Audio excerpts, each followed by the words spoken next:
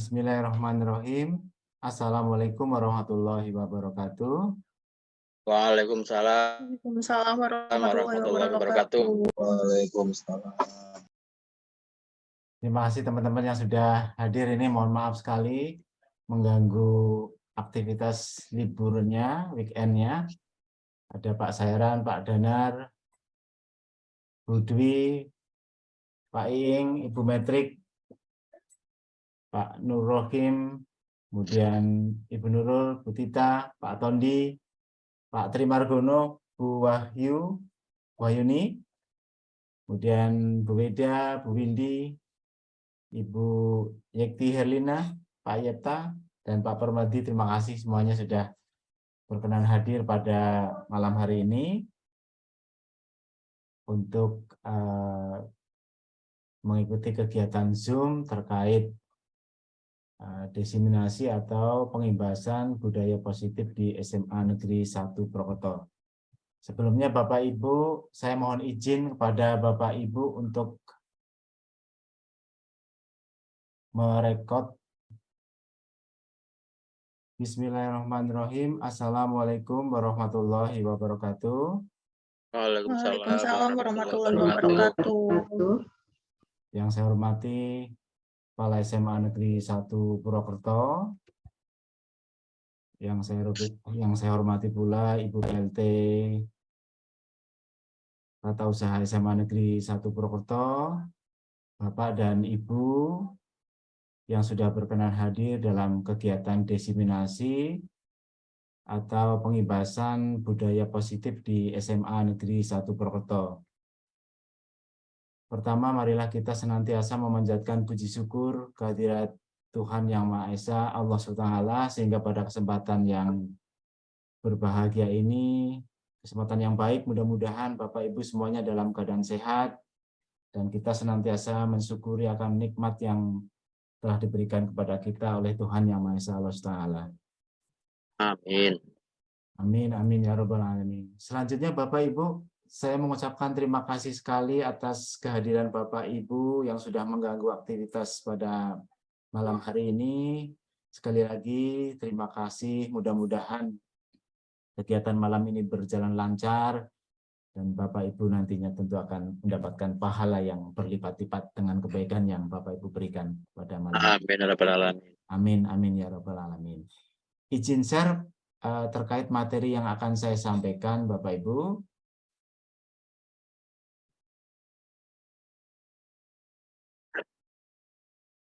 Apakah sudah terlihat Bapak Ibu materi Sudah. yang saya sampaikan? Sudah Pak Untung. Menyebarkan pemahaman dan penerapan pengalaman. Oke. Jadi Bapak Ibu pada saat ini saya akan melaksanakan tugas atau menyebarkan pemahaman dan penerapan pengalaman terkait budaya positif. Tentu hal-hal baik, habituasi baik yang sudah dilaksanakan di sekolah kita sudah banyak, misalnya terkait dengan pembiasaan salam sapa, kemudian terkait dengan kegiatan pagi, berkah pagi, terkait dengan kegiatan Jumat rohani misalnya, sudah banyak sekali kegiatan-kegiatan positif, habituasi baik, pembiasaan baik yang sudah dilaksanakan. Nah, malam hari ini, saat ini saya akan lebih sharing, istilahnya berdiskusi dengan Bapak Ibu terkait budaya positif yang tentu nanti akan menjadi kesepahaman antara saya dengan Bapak Ibu. Jadi Bapak Ibu, kegiatan ini adalah dalam rangka untuk diseminasi atau pengibasan budaya positif di sekolah kepada rekan sejawat. Sekali lagi saya mengucapkan terima kasih kepada teman-teman yang sudah berkenan hadir pada malam hari ini. Bapak Ibu yang saya hormati, untuk bahasan saat ini, kali ini, yang menjadi konsep inti dari pembahasan kita atau sharing kita pada saat ini adalah terkait dengan budaya positif. Yang akan kita bahas diantaranya terkait sebagai preface atau pembuka, yaitu terkait dengan perubahan paradigma belajar. Ini nanti hanya sebagai pembuka Bapak Ibu, karena materi ini nanti akan dibahas pada pendidikan guru penggerak di modul 2. Tetapi ini untuk mengantarkan pada pertemuan malam hari ini. Yang kedua, Bapak Ibu, nanti kita akan membicarakan tentang disiplin positif, apa yang dimaksud. Kemudian nanti juga kita akan berdiskusi tentang nilai-nilai kebajikan. Kemudian kita mendasari pemahaman anak, pemahaman kita semuanya terkait dengan perilaku, yaitu kaitannya dengan kebutuhan dasar manusia. Selanjutnya nanti juga menambah diskusi kita malam hari ini, kita akan bicara tentang motivasi perilaku manusia yang tentu nanti akan kita kaitkan dengan motivasi dari peserta didik atau murid itu. Kemudian terkait dengan tugas kita sebagai guru, yaitu terkait dengan disiplin positif atau terkait dengan paradigma perubahan dari stimulus respon menjadi teori kontrol yang nanti akan kita terapkan dalam posisi kontrol guru. Kemudian terkait dengan budaya positif lainnya, yaitu apa yang sudah kita laksanakan pada awal-awal pelajaran, nanti sifatnya kita hanya menebalkan saja Bapak Ibu, supaya kita satu persepsi terkait dengan keyakinan kelas yang akan dibangun tentunya di setiap kelas dari kelas yang Bapak Ibu ampu tentunya. Kemudian penerapan terkait penanganan anak menggunakan segitiga restitusi. Nanti Bapak Ibu kita bisa saling sharing sifatnya malam hari ini kita adalah berdiskusi Bapak Ibu, jadi nanti mungkin masukan-masukan dari Bapak Ibu sangat kami harapkan. Yang pertama Bapak Ibu, kita akan bicara filosofi apa yang disampaikan oleh Bapak pendidikan kita. Ya, saya kira pengertian budaya positif ini adalah sebuah pengertian yang malam hari ini kita bahas secara umum saja. Jadi istilah budaya positif kalau dalam keseharian sebenarnya sudah biasa kita dengar. Ada istilah habituasi baik, pembiasaan baik, dan sebagainya, disiplin positif. Nah, itu semuanya adalah merupakan bagian dari budaya positif. Saya ambil dari salah satu pengertian secara umum saja, apa sih budaya positif itu? Budaya positif di sekolah yaitu nilai-nilai kebajikan atau kebiasaan-kebiasaan baik yang diwujudkan di sekolah, agar mereka dapat berkembang menjadi pribadi yang sejalan dengan profil pelajar Pancasila. Nah, memang saat ini kita mengupayakan agar nantinya terkait dengan tujuan pendidikan akan sejalan dengan apa yang menjadi cita-cita tujuan pendidikan. Ya, salah satunya adalah membentuk profil pelajar Pancasila. Selanjutnya Bapak Ibu, kita bahas yang pertama terkait pembelajaran paradigma baru.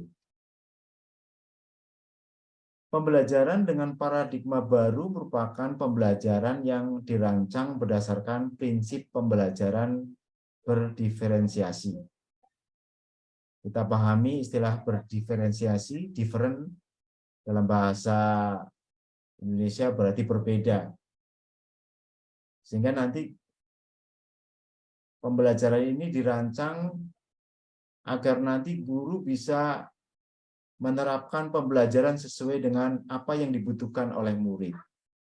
Jadi murid tidak bisa dianggap sama. Setiap pribadi mempunyai keunikan sendiri-sendiri, mempunyai bakat dan kemampuan yang berbeda-beda. Sehingga para peserta didik nantinya diharapkan belajar sesuai dengan kebutuhannya berdasarkan tahap perkembangan sesuai teori psikologi modern. Semuanya nanti muaranya adalah untuk mewujudkan profil pelajar Pancasila. Nah, Bapak Ibu, sedikit saya informasikan tentang, kita diskusikan tentang konsep pembelajaran berdiferensiasi. Ini hanya pengenalan saja Bapak Ibu. Kita pahami bahwa melakukan pembelajaran berdiferensiasi itu bukanlah berarti bahwa guru harus mengajar dengan 32 cara yang berbeda, atau mungkin kita siswanya 36 mungkin. Jadi kalau siswa kita 36 bukan berarti kita mengajar dengan 36 cara yang berbeda untuk mengajar 36 orang murid. Nah, bukan pula berarti bahwa guru harus memperbanyak jumlah soal untuk murid yang lebih cepat bekerja dibandingkan dengan yang lain. Pembelajaran berdiferensiasi juga bukan berarti guru harus mengelompokkan yang pintar dengan yang pintar dan yang kurang dengan yang kurang. Bukan pula memberikan tugas yang berbeda. Nah, Bapak Ibu, sekarang kita akan bicara tentang makna disiplin positif. Disiplin positif merupakan salah satu cara penerapan disiplin yang bertujuan untuk menumbuhkan kesadaran motivasi intrinsik, serta memberdayakan peserta didik tanpa adanya imbalan atau penghargaan ataupun hukuman. Jadi Bapak Ibu, harapan kita nanti murid melakukan suatu kebajikan, tentu harapannya adalah dia memang motivasinya berasal dari dalam diri mereka sendiri. Jadi motivasi yang berasal dari intrinsik. Dia juga tidak mengharapkan adanya penghargaan. Dan tentu dia tidak takut karena hukuman. Jadi apa yang dia lakukan adalah karena kesadaran diri akan nilai-nilai yang dia percaya bahwa apa yang dia lakukan adalah untuk kebaikannya sendiri. Jadi mereka ingin menjadi orang yang seperti apa yang mereka harapkan. Jadi itulah yang disebut dengan makna disiplin positif, Bapak Ibu. Kita upayakan untuk bisa memberikan pengertian atau menanamkan nilai-nilai kebajikan pada murid kita itu. Dari situ maka murid nantinya akan tertanam pembiasaan-pembiasaan baik yang memang bukan karena ingin dipuji, bukan karena ingin mendapatkan penghargaan, begitu, bukan pula karena takut, bukan pula karena ingin dinilai, tapi memang betul-betul termotivasi dari dalam diri murid. Itulah yang disebut dengan disiplin positif. Jadi yang menjadi poin kita bahwa motivasi diri yang dibangun terkait dengan budaya baik itu semuanya harus berasal dari diri dalam peserta didik itu sendiri. Nah, Bapak Ibu, tadi kita sudah berbicara banyak tentang nilai-nilai kebajikan. Banyak hal terkait dengan nilai-nilai kebajikan. Ada berdasarkan profil pelajar Pancasila, diantaranya beriman dan bertakwa pada Tuhan Yang Maha Esa, berakhlak mulia, kemudian berkebinaan global, gotong royong, mandiri, kreatif, dan bernalar kritis. Itu berdasarkan profil pelajar Pancasila. Nah, saya akan sebutkan satu dari IBO Primary Years Program, Bapak Ibu. Di situ yang dimaksud dengan nilai kebajikan itu ada toleransi, ada rasa hormat, integritas, mandiri, antusias, empati, keingintahuan, kreativitas, kerjasama, percaya diri, dan komitmen. Nanti kalau terkait dengan keterampilan hidup ada dapat dipercaya, lurus hati, pendengar yang aktif, tidak merendahkan orang lain, dan memberikan yang terbaik dari diri. Nah, itu yang dimaksud dengan nilai-nilai kebajikan. Dapat dipercaya, kemudian sopan santun,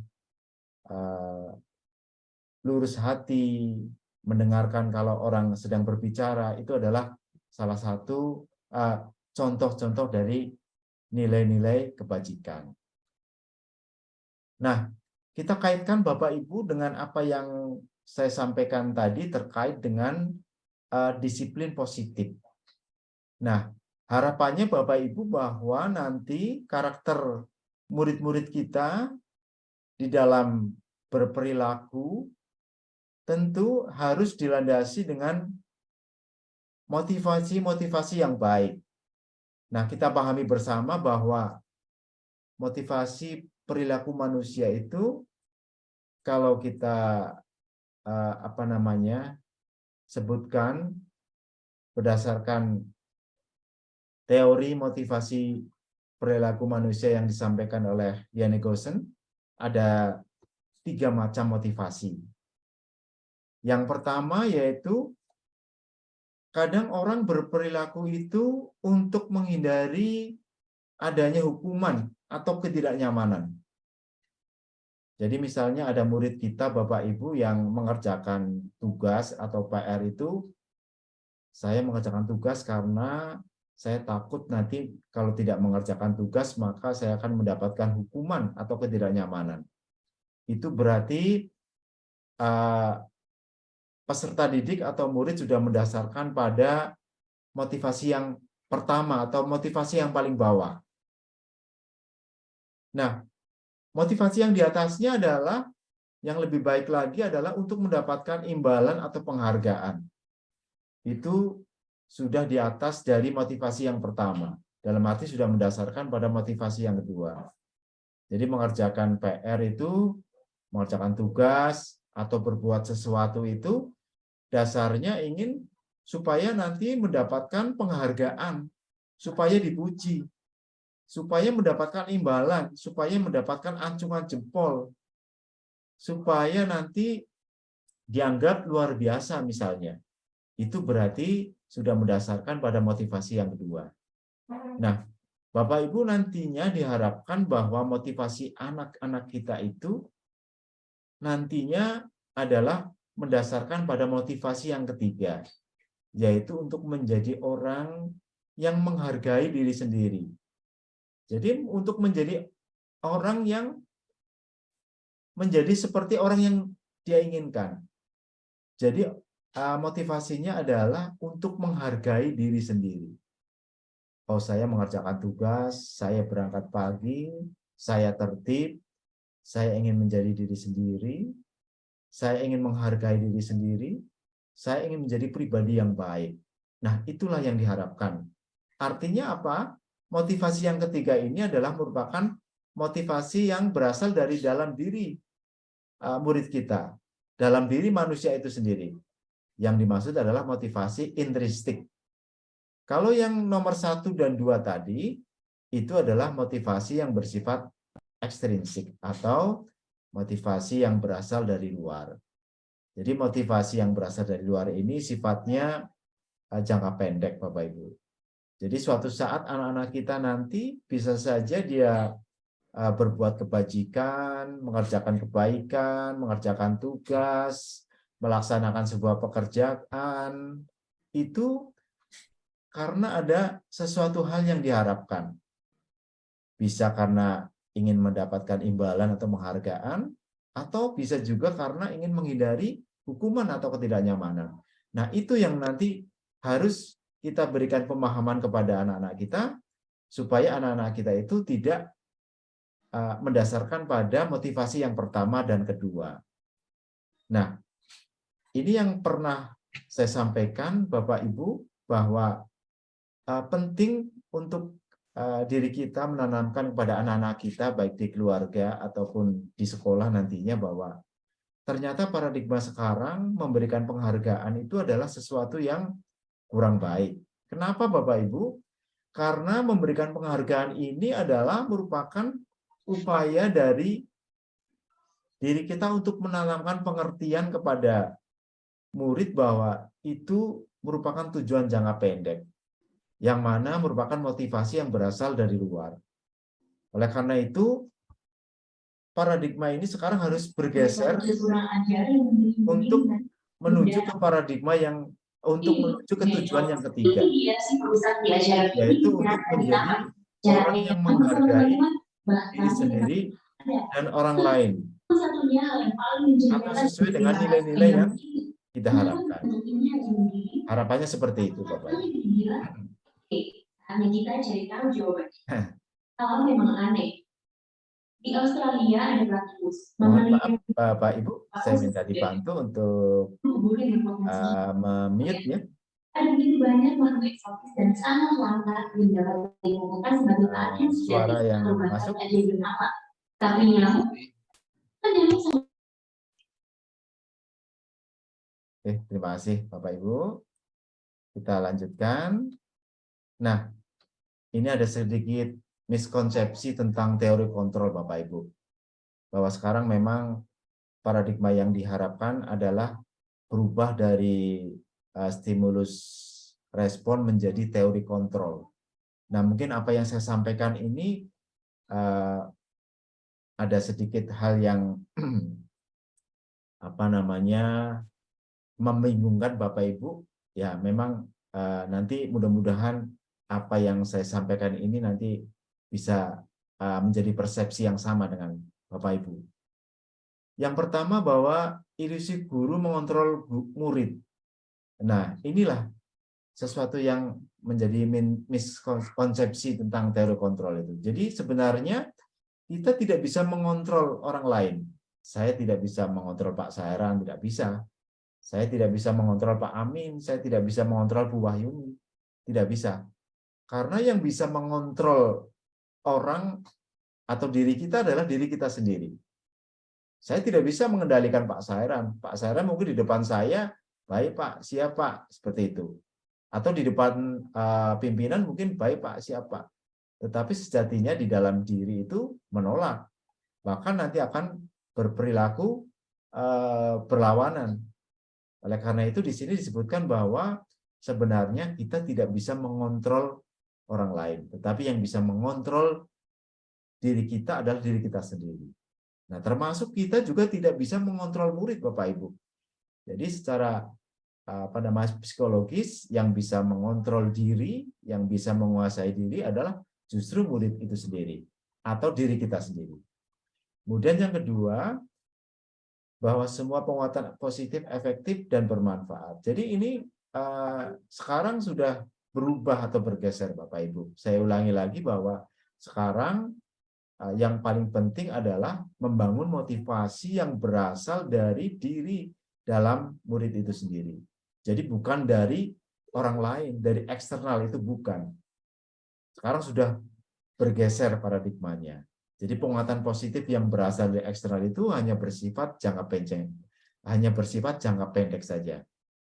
Selanjutnya yang ketiga, bahwa kritik dan membuat orang merasa bersalah dapat menguatkan karakter.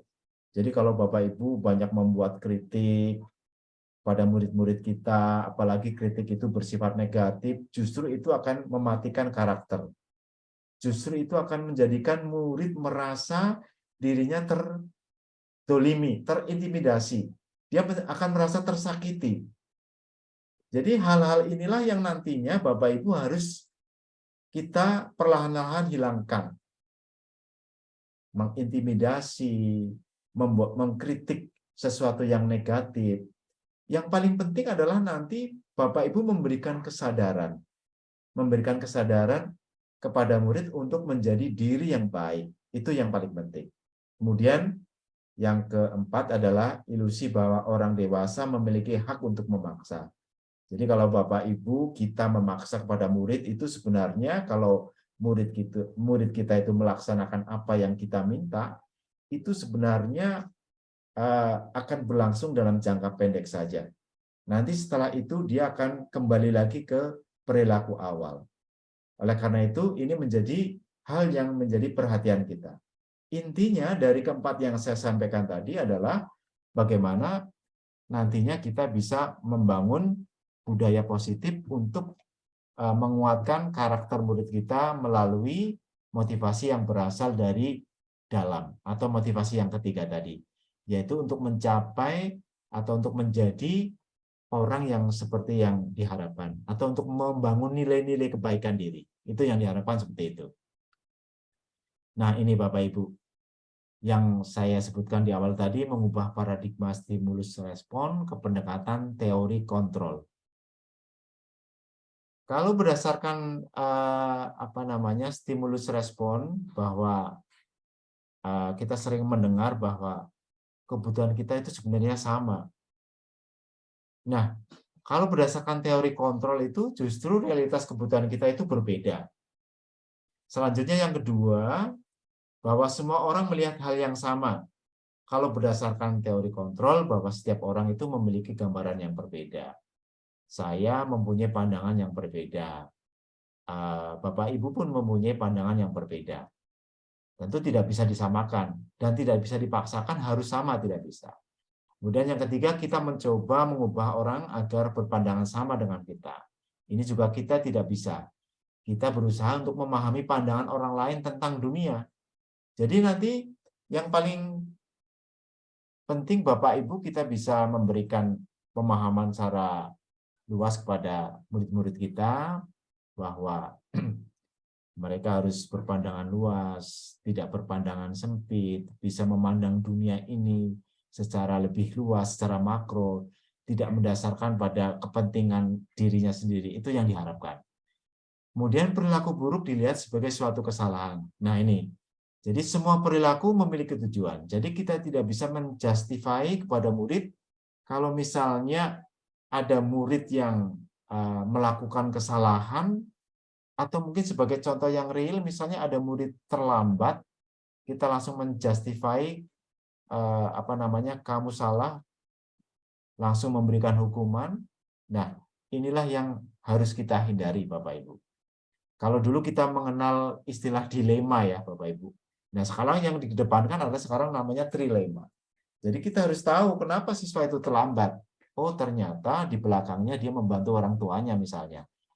Itulah yang dimaksud dengan trilema. Jadi kita memahami secara makro. Oh, ternyata ada penyebabnya.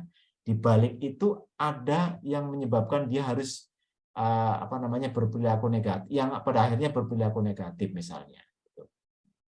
Nah, kemudian orang lain bisa mengontrol saya. Nah, hanya Anda yang bisa mengontrol diri kita. Jadi kita sendiri yang bisa mengontrol.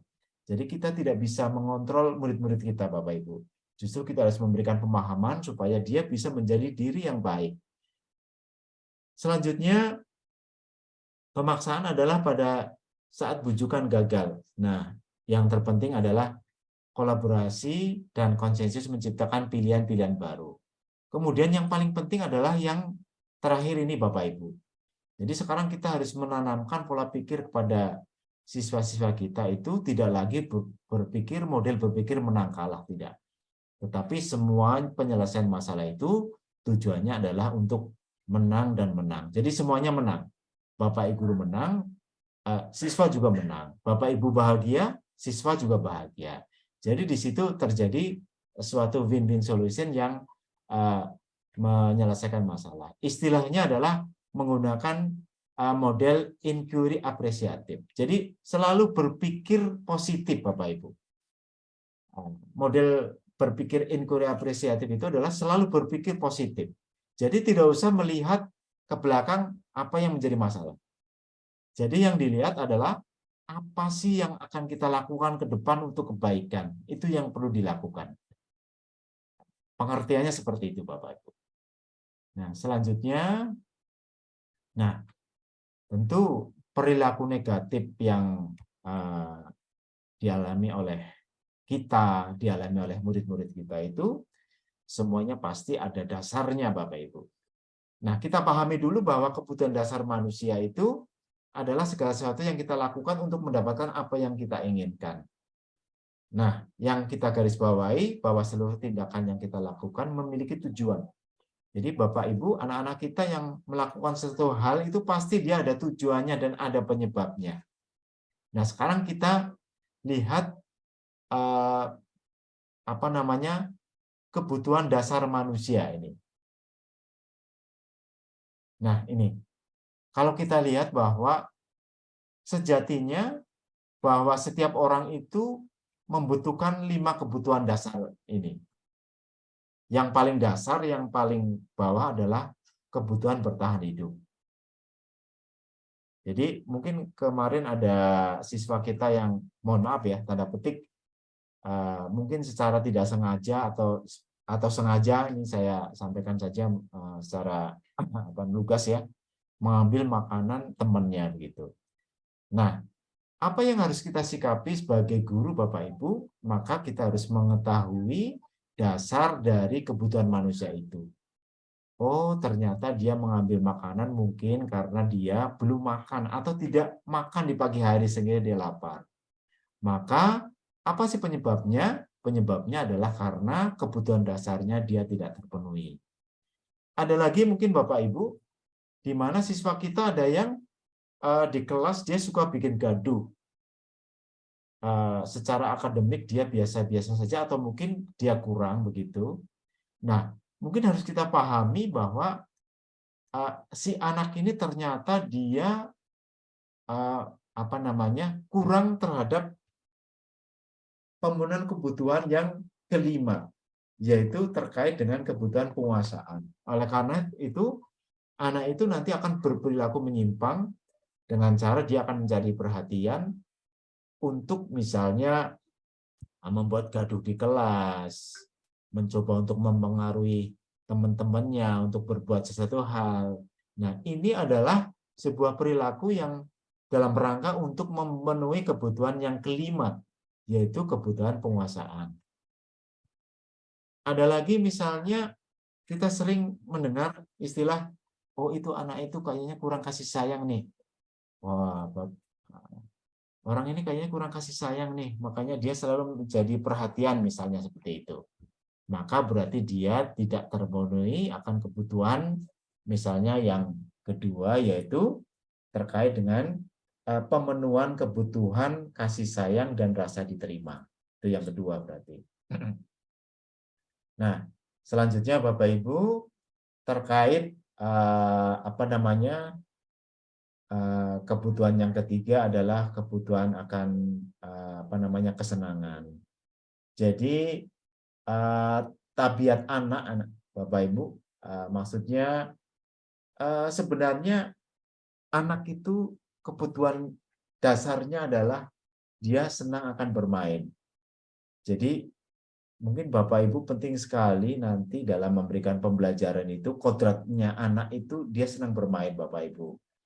Oleh karena itu, dalam pembelajaran ini tidak salah kalau nanti Bapak Ibu dapat memberikan materi pembelajaran dengan permainan-permainan. Karena apa? Karena kodrat anak itu pada dasarnya dia itu senang akan bermain.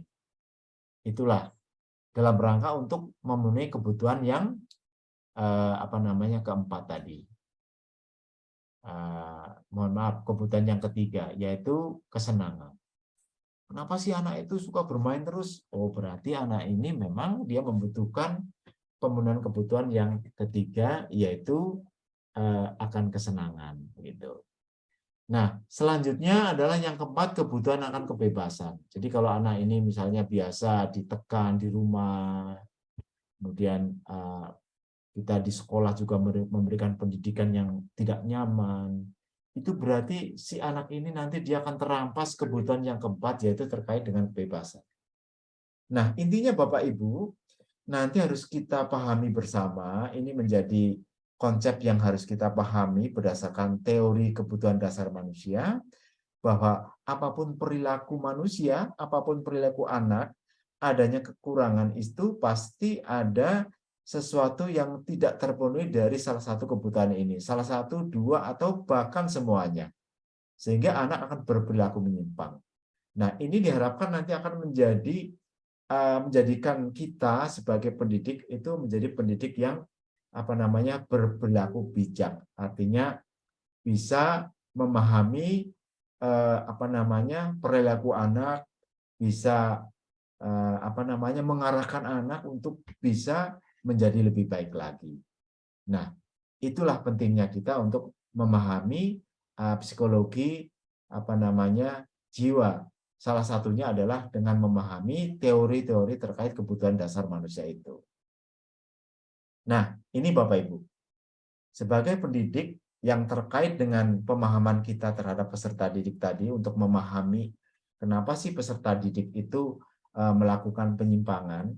Nah, selanjutnya Bapak Ibu, tentu hal ini juga akan terkait dengan apa yang nanti kita lakukan terhadap anak-anak didik kita dalam kita memberikan pembimbingan dan pengasuhan.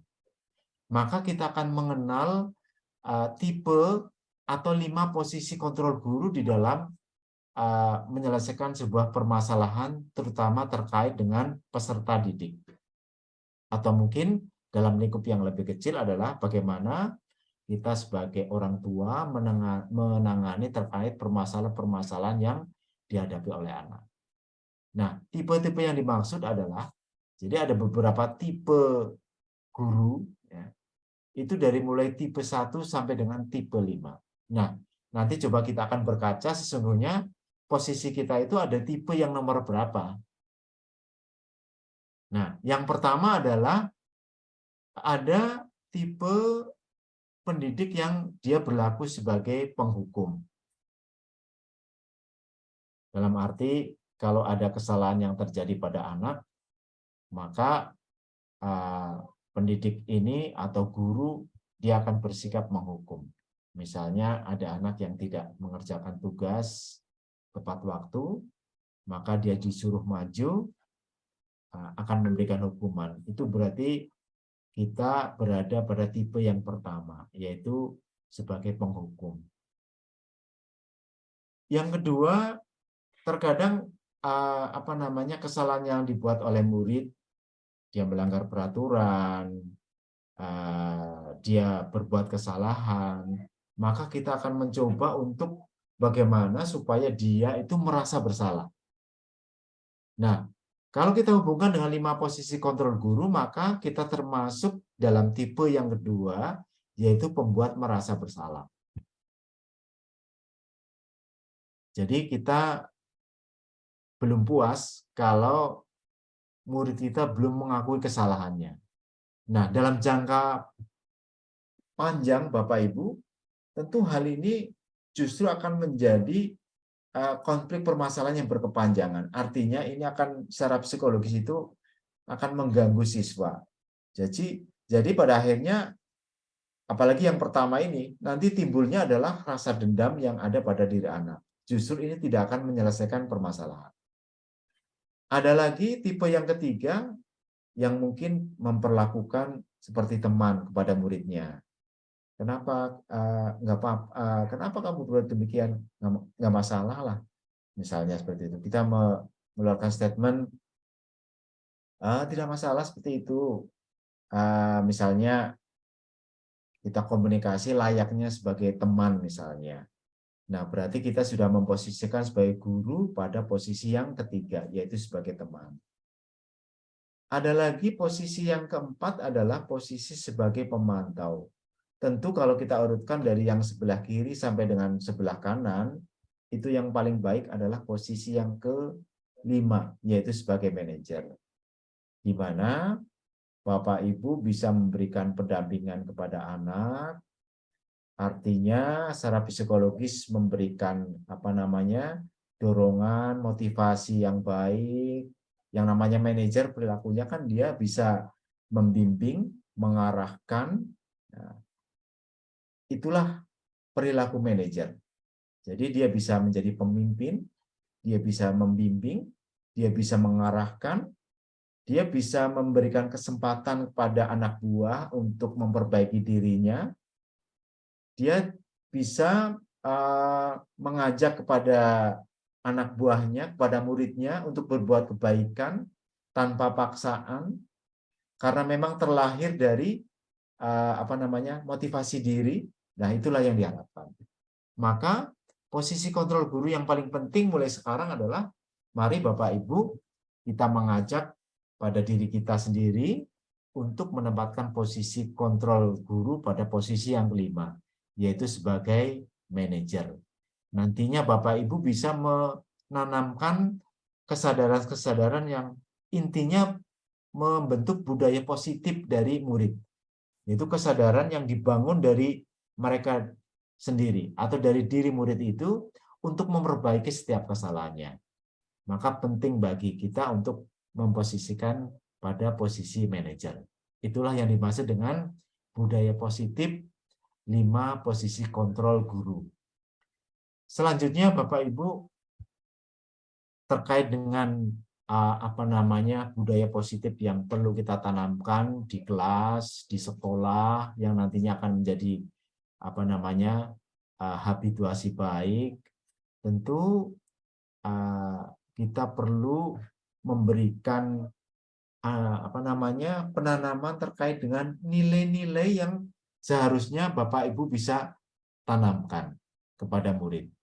Jadi mereka melakukan sesuatu itu memang karena motivasi yang ketiga tadi, yaitu untuk menghargai dirinya sendiri. Mereka menghindari kesalahan, menghindari perbuatan yang tidak baik, itu memang dasarnya adalah karena ingin ingin menjadi dirinya sendiri. Maka perlu membuat keyakinan kelas. Nah, apa sih keyakinan kelas itu? Mengapa keyakinan kelas? Tentu ini yang harus ditanamkan kepada murid-murid kita. Nah, mungkin kalau kita bicara keyakinan kelas, menurut Bu Wahyu ini apa nih Bu Wahyu nih? Keyakinan kelas itu apa Bu? Kira-kira? Keyakinan kelas. Kalau menurut saya, kalau keyakinan kelas itu berarti semacam kesepakatan gitu ya. Kesepakatan bersama yang harus dipatuhi dan menjadi sebuah komitmen untuk dilaksanakan. Baik. Kalau saya lebih ke situ ya. Karena biasanya kan kesepakatan itu disepakati dulu sebagai sebuah keyakinan yang kemudian nanti disetujui bersama. Begitu ya Pak untuk pendapat saya. Oke, terima kasih luar biasa Bu Wahyuni, pendapatnya 100 ya. Jadi apa yang disampaikan oleh Bu Wahyu tadi adalah betul bahwa keyakinan kelas adalah nilai-nilai yang nantinya akan menjadikan budaya positif bagi murid di kelas maupun di sekolahnya itu. Jadi dia harus paham dengan nilai-nilai yang dia tanamkan pada dirinya sendiri. Oh, saya kalau misalnya merokok ini nantinya akan merusak kesehatan kita, gitu. Jadi dia punya keyakinan atau nilai-nilai yang memang tertanam pada dirinya sendiri, bukan merokok menghindari merokok itu karena takut nanti ketahuan Bapak Ibu guru, bukan, tetapi karena dia meyakini bahwa itu tidak sesuai dengan keyakinan yang telah dibangun bersama, terutama yang sudah menjadi komitmen kelas seperti yang disampaikan oleh Bu Wahyuni tadi. Nah, di awal tahun pelajaran ini tentu nanti harapannya Bapak Ibu bisa membangun atau menyusun keyakinan kelas, terutama pada Bapak Ibu wali kelas, ya, supaya nanti bisa merubah dari peraturan sekolah atau kelas menjadi keyakinan kelas. Tapi bukan berarti bahwa peraturan sekolah itu menjadi tidak ada, bukan. Justru keyakinan kelas ini dibangun dari sebelumnya adalah peraturan-peraturan yang diusulkan oleh warga sekolah itu. Dari peraturan-peraturan itu nanti akan disusun menjadi keyakinan kelas. Nah, untuk menyusun keyakinan kelas itu sendiri nanti yang menjadi pemahaman kita yang pertama harus paling tidak bersifat abstrak, berupa pernyataan universal, dibuat dalam pernyataan atau kalimat positif. Jadi tidak perlu banyak Bapak Ibu. Antara 3 sampai 7 saja. Yang namanya keyakinan kelas itu antara 3 sampai 7 saja, tidak perlu banyak-banyak. Kemudian sesuai dengan kondisi kelas dan sekolah sehingga mudah diterapkan. Kemudian semua warga sekolah, kelas dilibatkan saat membuat keyakinan kelas. Saya kira Bapak Ibu kemarin sudah membuat keyakinan kelas. Kira-kira untuk wali kelas sudah membuat keyakinan kelas apa belum nih Bapak Ibu? Kira-kira? Untuk wali kelas sudah membuat keyakinan kelas? Pak Sairan? Bu Lina sudah membuat keyakinan kelas kemarin? Saya belum, Pak. Soalnya belum masuk di kelas 10. Belum masuk di kelas 10 ya. Terima kasih. Nanti mungkin perlu diawali dengan membuat keyakinan kelas. Kalau misalnya di kelas sebelumnya sudah, mungkin perlu dipertegas lagi. Nah, Bapak Ibu saya yakin sudah paham dengan prosedur pembuatan keyakinan kelas. Yang pertama, nanti Bapak Ibu mempersilakan kepada murid untuk bercurah pendapat tentang peraturan yang perlu disepakati. Jadi dipersilakan kepada murid, apa sih peraturan-peraturan yang akan kita sepakati di kelas ini? Nah, ini adalah merupakan usulan dari siswa kita. Nah, kemudian Bapak Ibu mencatat semua masukan murid dan dicatat di papan tulis atau di kertas ukuran poster atau di papan tulis boleh. Jadi apa yang menjadi masukan Bapak Ibu tulis semuanya. Nah, yang perlu diingat nanti ganti kalimat negatif menjadi kalimat positif. Misalnya dilarang minum di dalam kelas, maka harus diganti menjadi kalimat yang positif. Jadi misalnya makan dan minum di luar kelas misalnya atau di kantin seperti itu. Jadi menjadi kalimat yang positif. Selanjutnya ajak warga sekolah untuk melihat nilai-nilai kebajikan dari kalimat positif tersebut. Jadi setelah membuat kalimat positif, nanti Bapak Ibu mengajak kepada murid untuk melihat nilai-nilai kebajikannya. Nilai-nilai kebajikan tadi yang sudah saya sampaikan, misalnya bertanggung jawab, kemudian sopan santun, kemudian menjaga kebersihan, menjaga kesehatan, beriman dan bertakwa pada Tuhan Yang Maha Esa. Itu adalah bagian dari kalimat-kalimat kebajikan atau nilai-nilai kebajikan. Jadi ajak warga sekolah untuk melihat nilai-nilai kebajikan dari kalimat positif tersebut. Kemudian tinjau dari keyakinan kelas yang telah disusun menjadi ringkas kira-kira 3-7 kalimat keyakinan kelas. Setelah kita susun menjadi keyakinan kelas, Bapak Ibu tinjau kembali keyakinan kelas yang telah disusun, kemudian menyetujui dengan cara menandatangani termasuk guru yang bersangkutan. Nanti Bapak Ibu menandatangani termasuk murid juga menandatangani apa yang sudah menjadi keyakinan kelas, supaya ini menjadi legalitas bersama, sehingga nantinya akan menjadi komitmen bersama.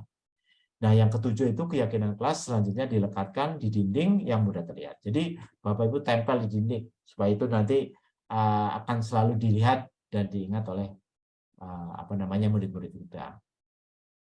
Nah, kemudian yang terakhir Bapak Ibu terkait dengan penanganan siswa menggunakan restitusi atau segitiga restitusi. Apa sih restitusi itu? Kira-kira saya yakin Bapak Ibu sudah memahami ya. Apa sih restitusi itu? Mungkin ada yang mau menyampaikan? Bapak Ibu mungkin?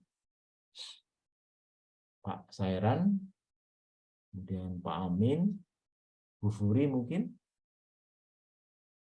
Ada yang mau menyampaikan apa itu restitusi?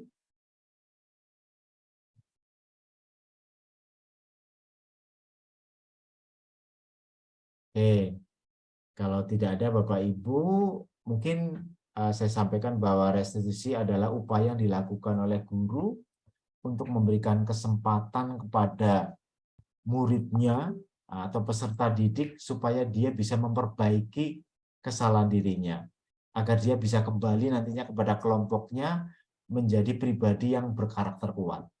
Jadi Bapak Ibu, harapannya nanti siswa yang melakukan kesalahan itu dia akan tidak merasa tersakit, tidak akan merasa bersalah terus-menerus, sehingga akan menciptakan psikologi yang tidak baik. Dia akan merasa bersalah, dia akan merasa malu, dia akan merasa menjadi pribadi yang tidak baik. Nah, harapannya nanti Bapak Ibu bisa membangun supaya dia bisa kembali kepada kelompoknya supaya menjadi pribadi yang kuat. Harapannya seperti itu. Nah, yang dimaksud dengan segitiga restitusi adalah suatu proses dialog yang dijalankan oleh guru agar dapat menghasilkan murid yang merdeka, mandiri, dan bertanggung jawab. Jadi nantinya anak ini bisa kembali kepada kelompoknya menjadi pribadi yang merdeka, mandiri, berkarakter kuat, dan menjadi pribadi yang bertanggung jawab. Itu harapannya seperti itu, Bapak Ibu. Nah, adapun langkah-langkah untuk melaksanakan segitiga restitusi itu ada 3, Bapak Ibu. Jadi kalau ada siswa kita yang mengalami sebuah permasalahan, maka dalam rangka untuk menyelesaikan permasalahan yang terjadi itu, Bapak Ibu nanti bisa menggunakan teori kontrol atau menggunakan teori kontrol. Salah satunya adalah menggunakan segitiga restitusi. Yang pertama adalah kita memvalidasi, yang pertama adalah menstabilkan identitas. Jadi kalau ada siswa yang dalam masalah, kita coba stabilkan identitasnya, pribadinya, misalnya dengan kata-kata, tidak masalah kok kamu berbuat kesalahan, saya kira wajar, karena seusia kamu kan memang hal demikian hal yang biasa saja. Dulu juga saya juga melakukan hal yang sama. Itu namanya sedang menstabilkan identitas. Kemudian yang kedua adalah validasi tindakan yang salah. Jadi jangan sampai kita, kamu kok bisa berbuat seperti itu? Apa kamu tidak tahu akibatnya? Nah, itu justru akan membuat murid merasa bersalah. Maka langkah yang kedua kita bisa menggunakan langkah bijak yang kedua, yaitu memvalidasi tindakan yang salah. Sudahlah, saya kira tindakanmu yang kemarin itu hal yang bisa diperbaiki. Mungkin kalau Bapak yang mengalami hal yang sama bisa melakukan hal yang lebih dari situ. Berarti itu sedang memvalidasi tindakan yang salah. Bahwa tindakan yang mereka lakukan, kesalahan yang mereka lakukan itu sesungguhnya hal yang nanti bisa diperbaiki. Intinya seperti itu. Kemudian yang ketiga adalah kembalikan kepada keyakinan kelas. Ini dalam rangka untuk membangun budaya positif agar si anak itu dia tidak merasa terus-menerus dalam posisi bersalah. Dia tidak merasa terus-menerus dalam posisi yang menjadi pribadi yang tidak baik. Menjadi pribadi yang, aduh saya berbuat seperti ini berarti sebuah kesalahan fatal yang saya lakukan. Nah, harapannya justru Bapak Ibu dengan menggunakan segitiga restitusi ini, permasalahan-permasalahan yang dihadapi oleh murid itu nanti bisa terselesaikan dengan membangun motivasi kepada murid, membangun kebajikan-kebajikan, membangun pola pikir kepada murid bahwa sesuatu kesalahan yang dilakukan kemarin itu sesungguhnya adalah perbuatan yang bisa diperbaiki. Nah, sehingga nanti anak ini tidak terus-menerus dalam posisi yang salah, dan harapannya nanti kembali pada kelompoknya, menjadi pribadi yang kuat, semangat belajar lagi, kemudian antara korban misalnya dia berkelahi misalnya dengan yang melakukan itu semuanya bisa terselesaikan dengan baik. Itu harapan daripada adanya segitiga restitusi. Jadi langkah-langkahnya yang pertama ini Bapak Ibu, menstabilkan identitas. Nah, misalnya kata-katanya berbuat salah itu hal yang wajar. Tidak ada manusia yang sempurna. Itu dalam rangka kita menstabilkan identitas. Ibu Bapak tidak mau mencari siapa yang salah, tapi Ibu Bapak ingin mencari solusi dari permasalahan ini. Kemudian validasi tindakan yang salah. Kamu pasti punya alasan nih, mengapa kamu melakukan hal itu. Nah, ini tentu menjadi penguatan kepada siswa supaya dia tidak merasa bersalah terus-menerus. Yang ketiga, menanyakan keyakinan. Apa sih keyakinan kita? Kemarin kan kita sudah bikin keyakinan kelas ya. Kemudian nilai-nilai apa yang telah disepakati bersama. Jadi kita kembalikan kepada murid. Itu adalah hal yang penting. Seperti apa sih gambaran sebuah kelas yang ideal menurut kamu? Sebenarnya perbuatan apa yang terbaik sih yang seharusnya dilakukan oleh dirimu? Nah, itu dalam rangka menanyakan keyakinan supaya mengembalikan apa yang menjadi nilai-nilai yang diyakini sebagai bagian dari budaya positif, dikembalikan kepada murid kita itu sendiri. Oke. Saya kira demikian Bapak Ibu apa yang bisa saya sampaikan. Saya mengucapkan terima kasih atas segala bantuan Bapak Ibu, kehadiran Bapak Ibu pada malam hari ini, sehingga diseminasi terkait budaya positif bisa saya sampaikan. Sebelum saya akhiri, barangkali ada yang mau berpendapat atau barangkali ada yang mau menyampaikan sesuatu, kami persilakan. Saya boleh Pak Untung. Silakan Bu Nurul. Terima kasih Bu Nurul. Ya. Selamat malam teman-teman dan Pak Untung dalam proses diseminasi ini ya. Iya Bu Nurul. Suara saya jelas nggih? Jelas sekali Bu Nurul. Ini membuka paradigma kami ya semua terkait dengan bagaimana sebenarnya budaya positif itu timbul ya di setiap lingkungan sekolah ya.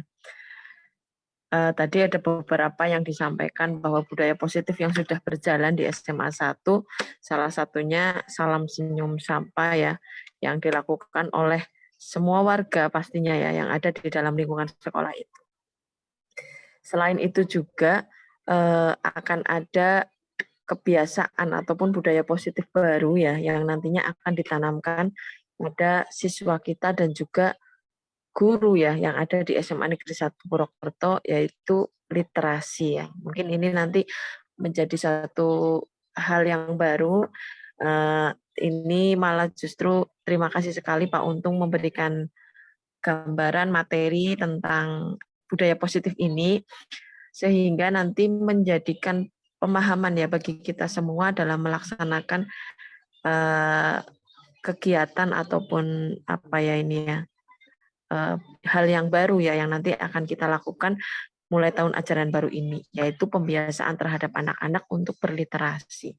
Ya, berliterasinya itu ya nanti kita bersama-sama lah ya, karena tadi kita sudah memahami bahwa seorang siswa itu apa ya akan mampu ya untuk melakukan sesuatu hal yang baik jika ya pemenuhan kebutuhan hidupnya ataupun motivasi dalam dirinya itu pasti terpenuhi ya.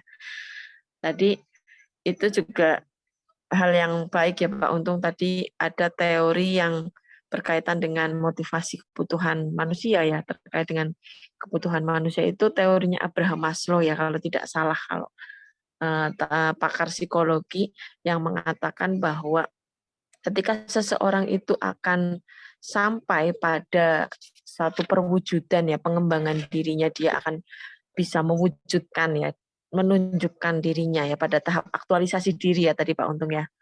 Itu memang betul ketika dari tahap terendah ya, kebutuhan terendahnya dia kebutuhan fisiologis ya, namanya kebutuhan dia makan, kebutuhan berpakaian gitu ya. Anak-anak kita pasti sudah memenuhi kebutuhan itu.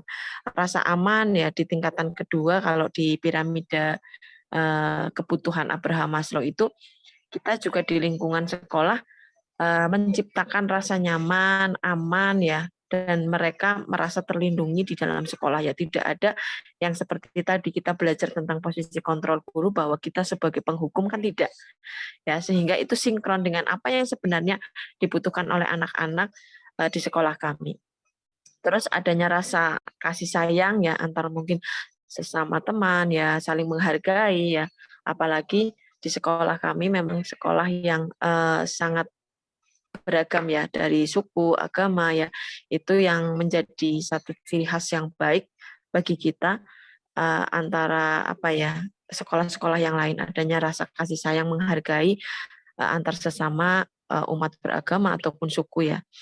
Lalu adanya penghargaan ya, setiap upacara ya, setiap hari Senin ya itu pasti ada yang namanya penghargaan ya. Kita dari sekolah memberikan satu penghargaan, anak suruh untuk maju ya biasanya ya Pak Untung, ketika dia dapat juara renang atau juara membaca puisi ya, itu sebenarnya masuk juga dalam satu pembiasaan ataupun kebiasaan budaya positif yang kita lakukan ya di SMA 1, karena secara tidak sadar budaya positif seperti itu nantinya akan menuju pada anak-anak akan, wah saya juara membaca puisi tingkat kabupaten ya ataupun dinas provinsi, terus maju ke depan, dipanggil, terus dimeriahkan, diberi acara, terus diucapin selamat oleh guru-guru, ya itu akan membangkitkan motivasi secara secara alamiah ya, yang nantinya anak itu pasti akan terus lagi ya, sehingga yaitu tadi akan sampai pada posisi dia di kebutuhan aktualisasi dirinya. Dia akan mengembangkan dirinya seluas-luasnya ya. Dia mungkin akan, wah saya dihargai nih juara membaca puisi tingkat kabupaten, besok saya mau berlatih lagi. Nah sebenarnya saya dapat simpulkan bahwa budaya positif itu sangat bagus ya untuk menuju pada tujuan ataupun mewujudkan murid-murid kita sampai pada tujuan hidupnya ya. Seorang anak yang mungkin juara puisi, ya pasti dia punya tujuan yang tinggi Pak Untung. Tidak hanya sebatas dia terus juara di cabang dinas saja, pasti akan juara di nasional, bisa sampai internasional, bahkan berjajar dengan sastrawan-sastrawan yang ada di Indonesia, pasti akan seperti itu. Nah, saya harap budaya-budaya positif yang mungkin sudah terjadi atau sudah dilaksanakan di SMA 1, walaupun mungkin ada juga yang masih dalam program ya, yang baru akan dilaksanakan, mari kita bersama-sama untuk terus melakukan itu, terus mengembangkan itu untuk mencapai siswa-siswa kita mencapai pada tujuan dirinya ya, mencapai pada aktualisasi pada dirinya.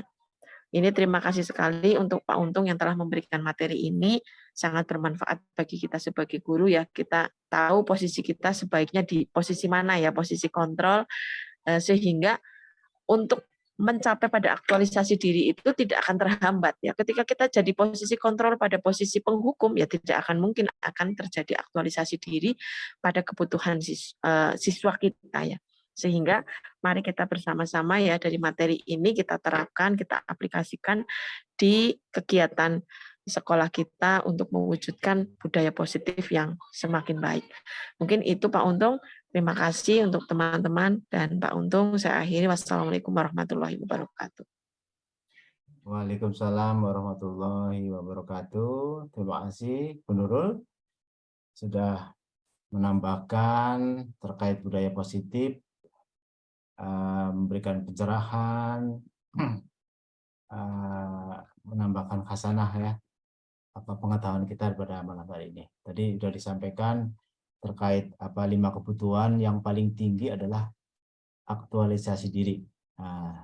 Menurut Abraham Maslow ya. Nah, tentu ini menjadi dasar bagi kita untuk memahami kenapa sih seorang berbuat ini dan itu, kenapa murid kita berbuat ini dan itu. Tadi sudah sampaikan bahwa mungkin karena salah satunya adalah kebutuhan itu tidak terpenuhi begitu. Terima kasih Bu Nurul. Apakah masih ada yang lain Bapak Ibu? Yang perlu disampaikan terkait budaya positif malam ini?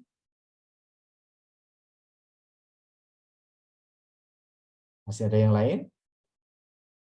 Kalau tidak ada Bapak Ibu, sekali lagi saya mengucapkan terima kasih pada Bapak Ibu yang sudah berkenan hadir pada kegiatan diseminasi terkait budaya positif. Mudah-mudahan apa yang kita diskusikan, apa yang kita sharingkan pada malam hari ini akan membawa manfaat untuk diri kita, anak-anak kita, keluarga kita, dan tentu akan bermanfaat untuk kita semuanya. Saya meminta maaf Bapak Ibu sudah mengganggu aktivitas Bapak Ibu pada malam hari ini, sehingga seharusnya beristirahat, tetapi malah harus mengikuti Zoom meeting saat ini. Terima kasih pada yang sudah hadir, Bu Wahyuni, Bu Lina, Bu Nurul, Pak Amin, Bu Puri, semuanya yang sudah hadir malam hari ini. Sudah banyak membantu saya. Mudah-mudahan Pak Sairan, terima kasih. Apa yang Bapak Ibu Sami-sami berikan nanti akan membawa kebaikan untuk kita dan akan diganti dengan kebaikan-kebaikan yang berlipat ganda. Terima kasih Bapak Ibu, selamat malam, selamat beristirahat, salam untuk selamat malam semuanya, semoga kita selalu diberikan kesehatan. Terima kasih, saya akhiri. Assalamualaikum warahmatullahi wabarakatuh. Waalaikumsalam warahmatullahi wabarakatuh. Terima kasih Pak Untung. Waalaikumsalam warahmatullahi wabarakatuh. Terima kasih Pak Untung. Terima kasih Pak, selamat malam. Selamat semuanya.